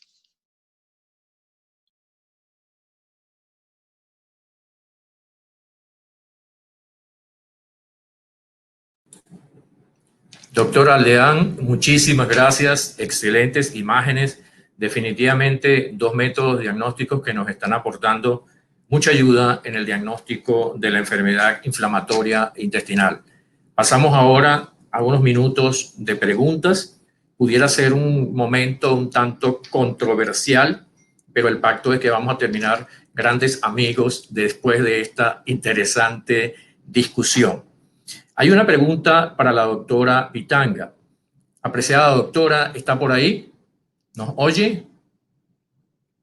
Doctor, no, esperemos unos minutitos, que están ingresando tanto la doctora Pitanga como el doctor Aldián, ¿sí? Por favor. Excelente. Ustedes me avisan, por favor.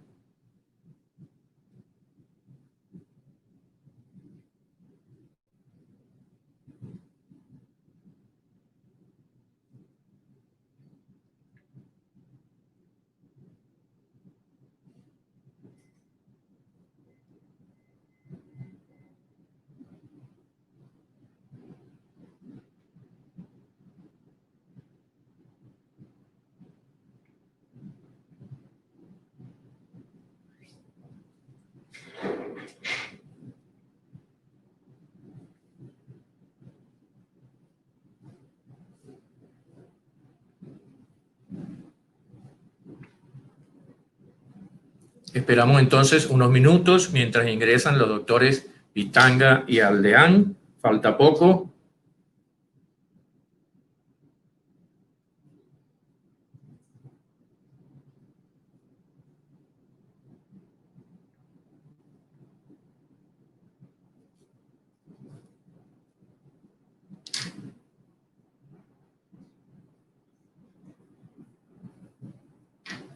Es importante en estos minutos, mientras llegan los doctores, destacar un concepto que hemos ido mencionando, el del equipo multidisciplinario de enfermedad inflamatoria intestinal. Sin duda, luego de estas excelentes conferencias, queda demostrado que el radiólogo es un personaje valiosísimo que debe estar con nosotros ayudándonos en esta difícil tarea del diagnóstico de la enfermedad inflamatoria intestinal, sobre todo en enfermedad de Crohn. La endoscopia, y aquí incluimos la videocápsula, que tiene sus limitaciones, indiscutiblemente, no podemos hacer la biopsia, pero no hay duda que también nos aporta una información bien valiosa. Entonces, lo que comentábamos al principio del módulo, en la parte 1 del módulo de enfermedad inflamatoria intestinal, tenemos que trabajar duro para que en todos nuestros países latinoamericanos, y lo repito por su importancia, podamos crear los equipos multidisciplinarios. Tenemos que trabajar duro. Perdón, ¿hay un problema técnico? No, doctor. Ahorita ya está con nosotros el doctor Aldián. Pueden tal vez iniciar con el doctor hasta que la doctora Pitanga se una, ¿sí? Perfecto, doctor Aldeán, muchísimas gracias por su conferencia, excelentes imágenes. Definitivamente son 2 métodos que nos están ayudando considerablemente en el diagnóstico de la enfermedad inflamatoria intestinal y del diagnóstico diferencial. Yo tengo por acá unas preguntas para usted, un tanto prácticas, indiscutiblemente en su valiosa e interesante información. En su conferencia nos respondió gran parte de estas preguntas, pero vamos a insistir un poco en ellas. Enterotac versus enteroresonancia. ¿Cuál nos aporta más, doctor Aldeán? Bueno, No sé, no hoy, me estoy viendo nada aquí. Un ratito. ¿me escucha? ¿Aló? Sí, se oye bien. Ya. Bueno, nosotros tenemos realmente mucha experiencia con los dos métodos. Hemos trabajado más o menos cerca de 4 años con los dos. Hemos crecido con la tomografía, hemos afinado con la resonancia. Hoy tenemos todavía un poco de información confusa en lo que se refiere a la clasificación de la enfermedad inflamatoria intestinal, en lo que se refiere a todos los hallazgos clínicos y todo lo de imagen. Pero realmente la resonancia está aportando utilidad muy importante en la última época en lo que se refiere a la difusión para determinar igualmente la enfermedad activa o la enfermedad estenosante, que creo que yo lo dejé muy claro. Y lo mismo hace la tomografía, pero con Dual Energy. Entonces, en nosotros saber si es que la enfermedad es activa, pues especialmente en forma particular trabajando con el gastroenterólogo que trabajamos en nuestro hospital, es poder, en este caso, migrar a la paciente a otro inmunomodulador o migrar a un inmunomodulador si es que la enfermedad es activa. Pero si el paciente está obstruido con una enfermedad estenosante, el paciente no va a mejorar con un inmunomodulador. El paciente tiene que hacer una resección quirúrgica. Entonces, si tenemos tomografía con Dual Energy, lo podemos hacer. Si tenemos resonancia con difusión, lo podemos hacer. Ahora, en la parte práctica hay que tener mucha experiencia con la resonancia, porque yo doy manitol a un paciente y al principio cuando dábamos manitol no habíamos entendido lo que significaba el manitol. O sea, el paciente tiene dolor, tiene cólico, a veces no aguanta el tiempo de la resonancia. Hay que hacer un protocolo diferente en resonancia que el de tomografía. Se puede ocupar cualquiera de las dos. A veces preferimos la resonancia por la radiación. Yo lo prefiero mucho en los pacientes pediátricos, pero la tomografía hace un barrido muy rápido y te hace que el paciente no sufra tanto en la resonancia. Entonces, yo lo dejo a los pacientes de resonancia para los controles subsecuentes y la tomografía para el inicio, ¿no? Y lo dejo a la resonancia para el paciente pediátrico. ¿Qué tiempo tarda la realización de una enterotomografía? ¿Qué tiempo tarda la realización de una enteroresonancia? Ya, o sea, por ejemplo, una enterotomografía, el paciente llega, la noche anterior va a tomar líquidos, va a tomar Dulcolax, va a vaciar su ampolla rectal, llega y mezclamos el manitol que viene en nuestro país al 20%, generalmente mezclamos los 500 que viene con 1300 de agua, hacemos una solución de 1800 y el paciente se sienta en un área adecuada con monitorización a tomar un vaso cada 5 minutos. Cuando llegamos a los 45 minutos, nosotros colocamos una ampolla de buscapina al paciente, que es lo que yo hablaba de la buscapenización. Algunos colegas en Argentina también trabajan mucho con esto en protocolo de cáncer gástrico. Entonces, colocamos la buscapina, con lo cual favorecemos que durante que el paciente va al tomógrafo, se coloca el inyector para el contraste, esté teniendo actividad la buscapina, disminuye el dolor y nos permite hacer un barrido. El barrido demora 5 minutos, entonces en total yo creo que estaremos estimando que demoraremos unos 50 minutos en la tomografía, lo cual no sucede en la resonancia. Lo mismo vamos a hacer en la resonancia, solo que vamos a distender en menor cantidad, vamos a dar la mitad de un media hora antes y la mitad después. Primero ponemos la buscapina intermedia que nos permita aguantar un poco más al paciente y evidentemente cuando entra el resonador las secuencias demoran más, porque las secuencias de resonancia se demoran más. El barrido tomográfico demora 5 minutos en una fase venosa. Y las secuencias de resonancia hasta que adquiera el T2, coronal, el axial, hasta que adquiera el FATSAT, y de ahí las secuencias de difusión demoran un poco más y la contrastada al final. Entonces, estaremos hablando que el paciente se demorará 1 hora en la resonancia y 1 hora y 10 y unos 50 minutos en la tomografía. Ok, bienvenida la doctora Hanna, que viene llegando y definitivamente es una defensora absoluta de la videocápsula. Vamos a ver si nos termina de convencer. Doctora Pitanga. Absoluta de la videocápsula. Yo creo que es un método complementario, obviamente, a la enteroresonancia, a la enterotomografía, pero como el doctor recién dice, no, o sea, es realmente muy operador dependiente. No son todos los centros que se dispone realmente de un examen de calidad. Así es. Y justamente una de las preguntas es, ¿en qué porcentaje de pacientes, doctora, necesitaríamos realmente hacer una cápsula endoscópica para diagnosticar una enfermedad de Crohn? mira, para diagnosticar, yo diría que no en un porcentaje muy grande, porque la gran mayoría de los pacientes van a tener enfermedad iliocolónica y tú vas a poder llegar por iliocolonoscopía, ¿ya? Sin embargo, en este paciente que tiene su diagnóstico de enfermedad de Crohn, yo creo que es fundamental hacer una cápsula para ver la extensión de la enfermedad. Yo sé que siempre hay riesgo de retención de la cápsula.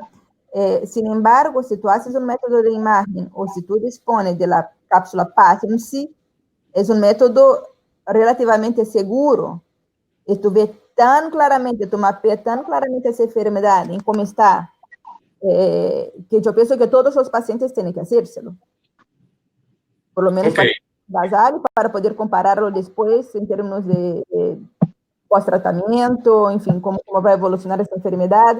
La cuestión esa de tratar no solo para la remisión clínica, pero también para la remisión endoscópica, la alteración prognóstica de una lesión mucosa regional, en términos de que tú cambies el tratamiento, ya ponga ese paciente en un biológico, porque tú sabes que va a tener un curso más agresivo. Entonces, yo sí, soy sí defensor de la cápsula en ese sentido. Eso lo notamos. Y sí, realmente estamos de acuerdo en muchos conceptos. Una pregunta para el doctor Aldeán. ¿Hay algún dato, doctor, que nos aporte la enterotomografía o la enteroresonancia que nos ayude a pensar que es una tuberculosis o una enfermedad de Crohn?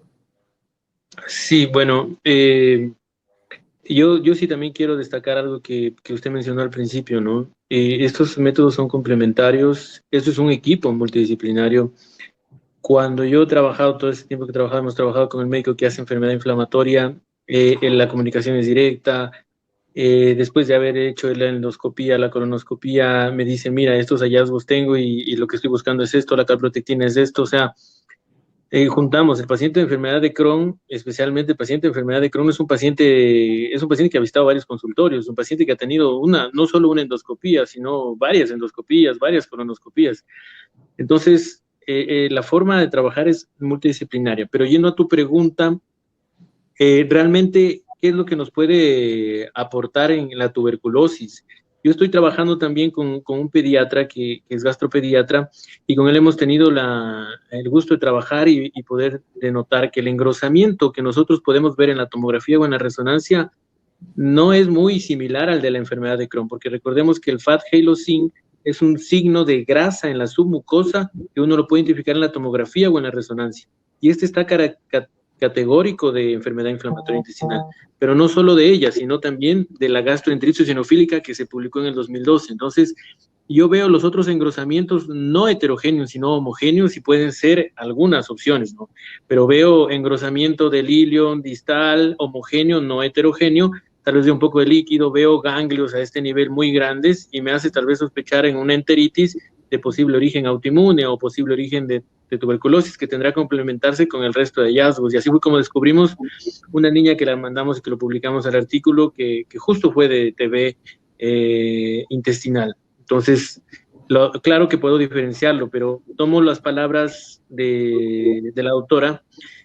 Esto tiene que no todos los centros tienen la capacidad de hacerlo y si es que lo hacen, no todos los estudios son muy buenos en lo que se refiere a la técnica, en el tiempo que esperan. Hay que recordar que tienes que dar el manitol, que tienes que esperar y eso es una enfermera, eso es el médico presente ahí, cuidar al paciente, verlo después, explicarle que el manitol le va a afectar. Entonces, y después de esto vienen los hallazgos que tú identificas que evidentemente van con la experiencia que tú vayas adquiriendo al realizar este estudio y a leer muchas imágenes de este estudio. Doctora Pitanga, ¿qué tiempo antes quita los antiinflamatorios no esteroideos en caso de que el paciente los esté recibiendo previo a la cápsula, a la realización de la cápsula endoscópica debido a las lesiones que algunas veces nos pueden confundir? Sí, esa es una buena pregunta. Bueno, normalmente los pacientes con enfermedad inflamatoria no deberían estar tomando antiinflamatorios, ¿no? Porque puede incluso como que reactivar la enfermedad por los antiinflamatorios. Yo hago bastante cápsulas, ya soy gastroenteróloga, pero debo ser sincera, yo no soy experta en enfermedad inflamatoria intestinal, yo no tengo un ambulatorio extenso en enfermedad inflamatoria. ¿ya? Entonces, cuando la mayoría de los pacientes que me llegan para cápsula endoscópica son pacientes derivados de otros centros. Entonces, cuando llegan y que usan antiinflamatorio, si hay como parar el antiinflamatorio, por lo menos por 1 o 2 meses, es lo que yo recomiendo. Pero en general, o sea, hacemos el examen, si yo encuentro, por ejemplo, si yo veo un paciente ya que me mandan, por ejemplo, por anemia de origen indeterminado, o que me mandan por un sangrado digestivo, que no es un paciente que tenga realmente una clínica de enfermedad inflamatoria intestinal. Yo encuentro lesiones compatibles con enfermedad inflamatoria intestinal. Obviamente, si ese paciente está en uso de antiinflamatorio, yo no voy a decir paciente con enfermedad inflamatoria intestinal. Lesión compatible con enfermedad inflamatoria intestinal, pero que puede ser eso, aquello, muy posiblemente está relacionado al uso de inflamatorio, sobre todo si son úlceras únicas. En el ileum terminal es lo que más veo yo relacionado a uso de antiinflamatorios. Entonces, yo lo que hago es hacer, obviamente, reunir calprotectina fecal, la clínica, laboratorio, historia clínica, examen físico, etcétera, y a ver si repetimos el examen. Un tiempo de eso va a depender de la clínica del paciente para ver si la lesión está ahí o no está ahí. He tenido algunos pacientes con una remisión completa de esas úlceras por antiinflamatorio después de dejar de tomárselos, ¿no? No necesitan estar usando crónicamente, a veces toman por un periodo no tan grande y desarrollan ahí esas úlceras, que son muy, muy parecidas con las úlceras de estas de enfermedad inflamatoria. Entonces, yo no tengo así un tiempo exacto para decir que tiene que estar tanto tiempo sin tomarse, no hago la cápsula. Yo que hago es hacer la cápsula y dependiendo de lo que encuentre, entonces, yo veo cómo va a ser mi conducta en relación a eso, al paciente. No sé si me hago claro con mi portuñol. Muchas gracias. Hay otra pregunta por acá.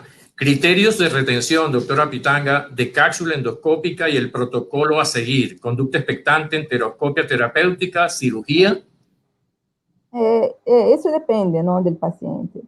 Por ejemplo, si es un paciente con enfermedad inflamatoria, que la cápsula se quedó retenida ahí, yo primero voy a ver las imágenes y voy a tener una idea de por qué está retenida la cápsula. Muchas veces tú ves lesiones inflamatorias activas, ¿no?, muy activas, y lo que se hace es hacerle tratamiento antiinflamatorio para que eso mejore y la cápsula baje solita. La cápsula, en general, ahí no te causa una obstrucción aguda que el paciente haga un cuadro obstructivo inmediato y que tú tengas que entrar en emergencia a retirar la cápsula, ¿ya? Si es, por ejemplo, por un tumor, obviamente es posible que ese paciente tenga que ser operado, pero yo tengo una manera bastante sencilla, pero bueno, disponemos de sacar la cápsula, que es por enteroscopía. Ok, muchas gracias. Por la situación económica, doctora Pitanga, de muchos países latinoamericanos, debemos pensar en costo-beneficio. Generalmente, podemos hacer diagnóstico con una ileocolonoscopia más biopsia y una enterotomografía o una enteroresonancia. La cápsula, como sabemos, y así lo dicen los consensos, está indicada cuando la ileocolonoscopia es normal, lo cual no es lo más frecuente.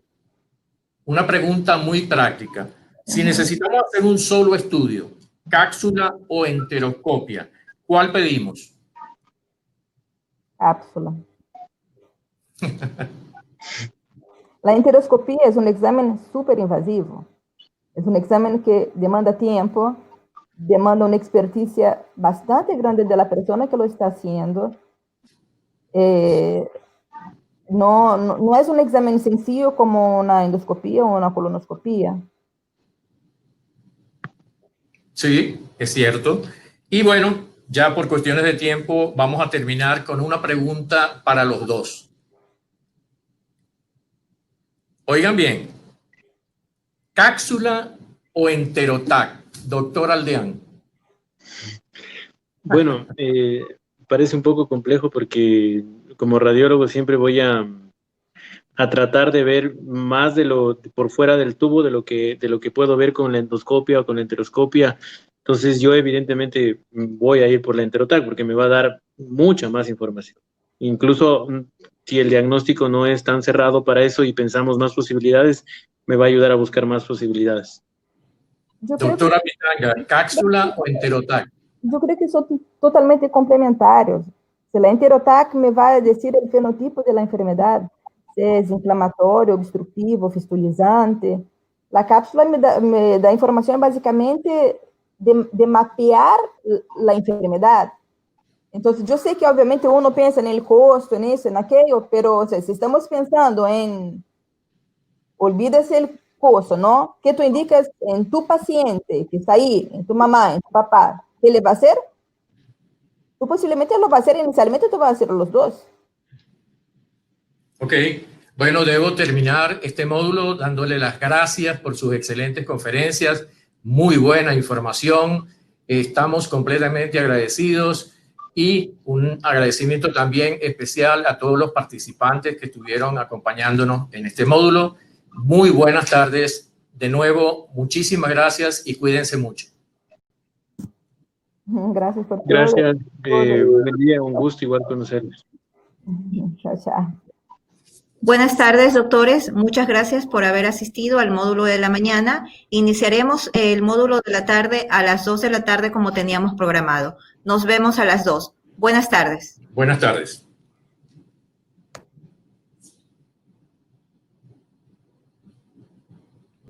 Sí.